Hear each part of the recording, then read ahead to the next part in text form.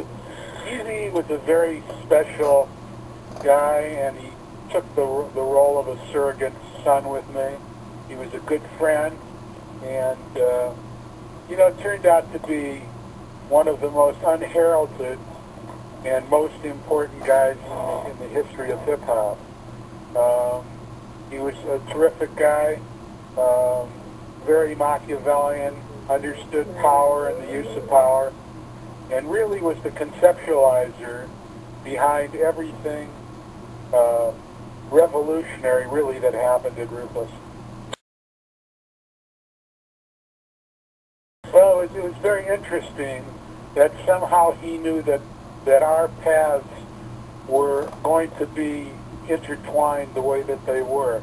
He somehow knew that I was important to his future plans.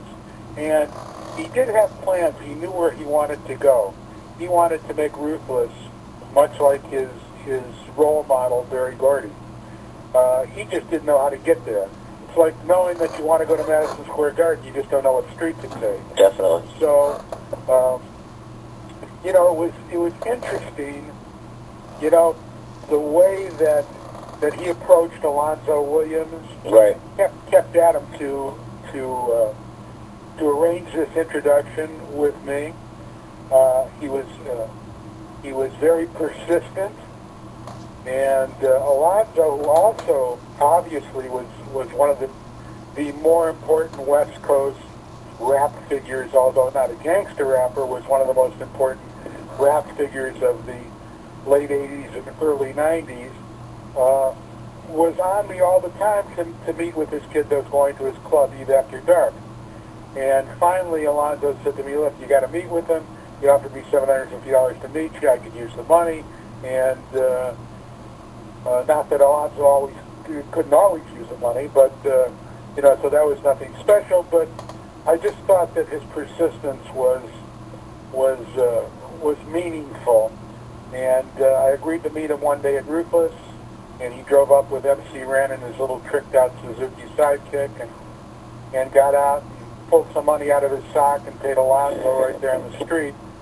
And I said to him, you got any music you want to play me?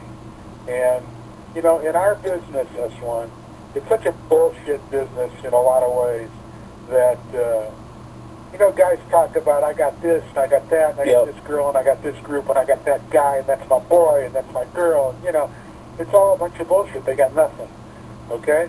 So when I said to him, you got something you want to play for me, he just said one word, yes. And he was willing to let his music do the talking and supersede anything that he would have to say. So he was willing to lay back until I had heard that first song, Boys in the Hood. And of course, when I heard that song, it was the validation, really, of everything that I had known in the 60s, during the time of the beginning of rock and roll, and Gil Scott-Heron and the Last Poets and the Black Panthers and the war in Vietnam and Student Radicals and the SDS and the Weathermen and the Diggers. So it was just something that I immediately related to.